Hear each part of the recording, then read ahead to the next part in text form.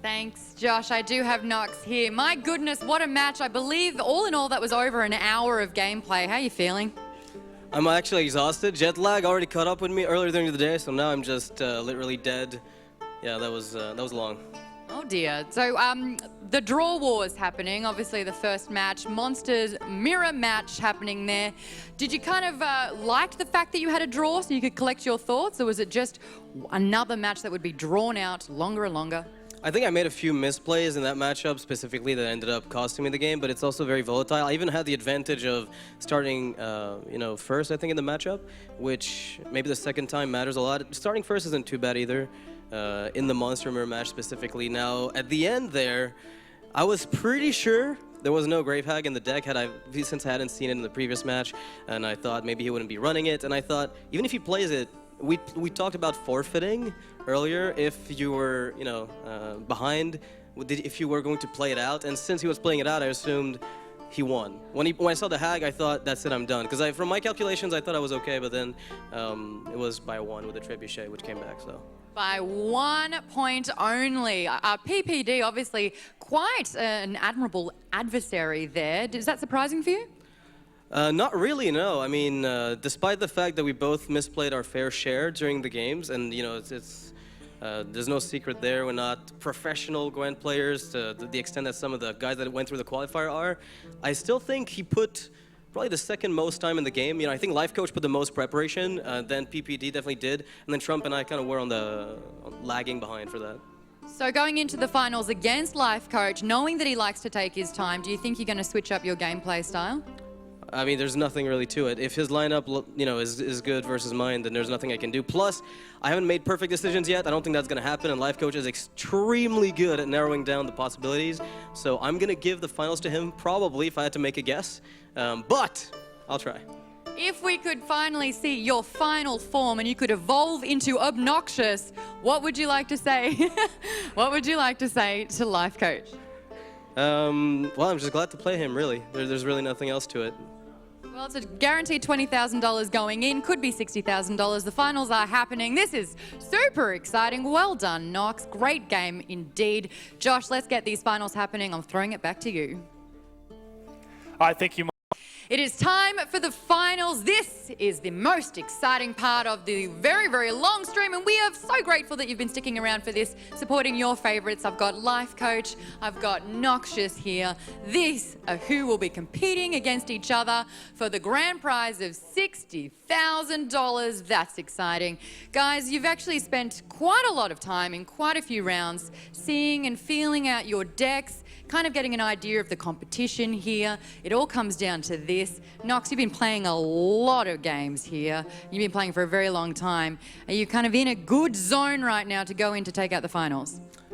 Yeah, hopefully. I mean, it's going to be tough because I think Life Coach was one of the best players in the event as a whole. And I said that about Pro Neo. Nerves got to him, which I think is responsible for a lot of the slip-ups that happened. But Life Coach's nerves are made of steel, and I don't expect any misplays on his part that are going to be easy to capitalize on.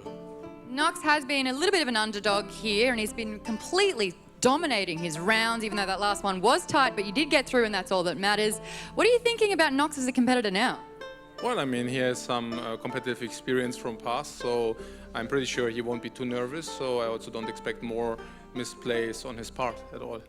Now, you were saying it'd be quite a coincidence and quite nice to see him back in the arena, but for a different card game this time. Is this quite a nice experience knowing that you're back against an old foe? Well, I never really played, highly competitive Hearthstone, so mostly I commentated Life Coach's game, so it's kind of an honor to play against him in another arena than the game we usually comment on, so yeah. That's really exciting then. With parting knowledge though, I mean, this is going to be a very, very determined and premeditated game, I feel, especially since you like to play the card fast and you like to play the card smart. Which one do you think is more important in this last round? Fast doesn't mean not smart. You're schooling me again, my man. I'm learning a lot. I don't have my notepad out, but this guy, I tell you what. You got any parting knowledge as well? Yeah, fast just means impulsive, and that is bad. Got it. There you go. Well, the finals are happening right now. This is where it all counts. So guys, take your seats. Best of luck. Honestly, this could be an amazing match. I'm excited. Josh, with this though, I'm going to put it back to you at the desk to take over. Thanks so much, Josh. Yes, a huge round of applause, everyone, for Life Coach taking out the GWENT Challenger tournament, the very first one we've had. A standing ovation here from not only everyone in the arena here, but also your fellow competitors as well, paying their respects. Your wife as well, on the verge of tears, I believe. A lot of support here for you, not only here in person, but in the chat this entire tournament as well. How do you feel right now? Very good. Maybe I could just say some words. Yes. That's awesome. Okay, so I heard from the commentators just that we had in the last match gameplay like they never saw it before, and I can definitely get behind that. So specifically in the Skellige against the Monster match, where I let the plan to draw out the Igni, maybe not like this. So that didn't go exactly according like plan, but I'm also happy that it went very close. And I guess if you ask for any kind of final, I mean, that's exactly the final you wanted to see, right? With the 3-2, with such close games, that was really intense gameplay. Short shout-outs to my training partners, so Kamu and Toby Metranos. They helped me very much to prepare, so we put up a lineup which is perfectly hating Henselt. Unfortunately, I didn't face a single Henselt in this tournament, but yeah, I'm happy that it worked out anyways. Fantastic. Well said. You couldn't have said it better. I'm so glad you took that, Mike, and kept coaching all the way through as well. Now, Noxious, obviously, amazing competitor in this as well. And it was honestly anyone's game until that last card was played. What did you learn about Noxious, and what did you learn all over? And I also want to know, what's your favorite deck now? Yeah, I learned that he plays Igni in his deck, and obviously that he is a stronger player than many might have thought beforehand, because there were also some Twitter tweets where they said, okay, maybe he's only a casual or whatever, but I guess today he proved that he's way more than that, and I really hope that we will see more of him in the GWENT scene. Now, you're obviously at the highest of the competitive level. You are the crowned winner today, but for those that are just wanting to start out in GWENT, what advice could you offer them? Yeah, just start with it. I mean, the biggest advice is to play it more than 3 days, because the first 3 days it might feel a little bit unusual, but after 3 days, once you catch up, it's a real awesome game. So that's, yeah, just try it out. Well, it's not just about the prize pool here, it's also about being the finger that wears the ring. So to help us out with this one, we've got the co-creator of GWENT, Rafael Iaki. Come up to the stage. The presentation will be happening. Here is the trophy, the wearable art. Now, I do have a little thing to say before this goes on, because obviously the real winner here was Tunnel Vision. Will that be possible now, wearing a giant ring on your finger? Or will it hurt? Yeah, I mean, we can just try it out. So I also learned that, yeah, okay. Oh! That's awesome. Not too bad.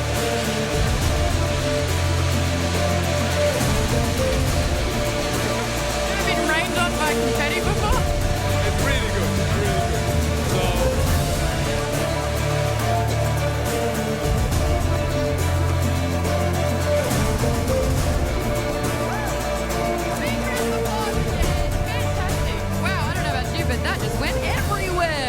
So check out this ring. What are your thoughts on it?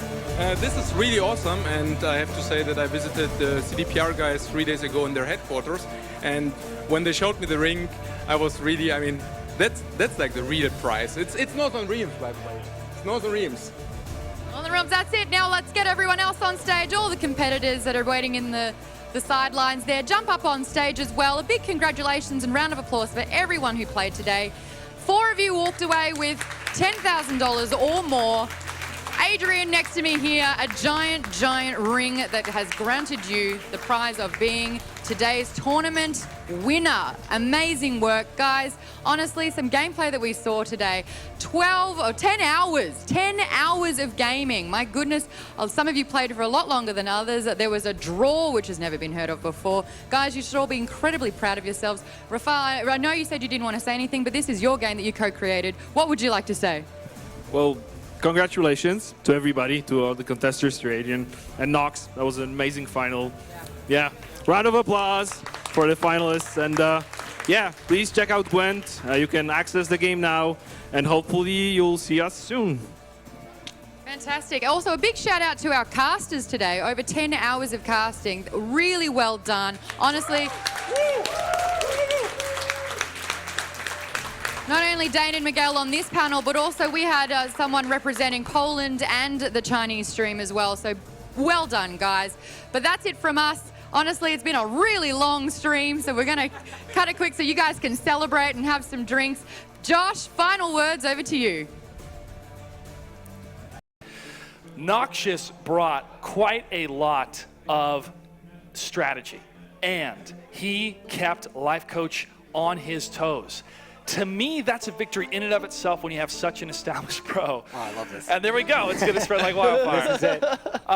Your guys' thoughts on that last series? I think it was outstanding. I think it was a beautiful history of like an underdog just climbing through the ranks, taking down the favorite in the quarterfinals. He was like, everybody was saying how he got the worst matchup possible, and he overcame that and then moved on to face the #1 player and almost took him down. 112-103, not even a 10-point lead at the final score there. I think this was fantastic. I don't think it could have turned out any better. I'm just shocked. I can't believe this event went on like this. It's crazy. You want a best-of-5 series to go to 5, especially for the finals. It really shows that the competition is very, very strong there. We saw Noxious play very great control gameplay, and ultimately it came down to Life Coach, who's proven that he is just an excellent player. Oh yeah. So many different strategies. It was just outstanding. Yeah. And it's great to see Canada represented in the final. There. Yeah. Gotta say. Of course. All right, gentlemen, we have been broadcasting for quite some time, and we need to wrap up here. I want to get your final thoughts down the line, Miguel, starting with you. Well, first of all, I hope you guys enjoyed the show, and I just gotta say, this is only the beginning. There's no way Gwent doesn't pick up from this. Like, this is crazy. Like, for a first event, this is outstanding, and I just look forward to be able to be a part of this, not only as a caster, but also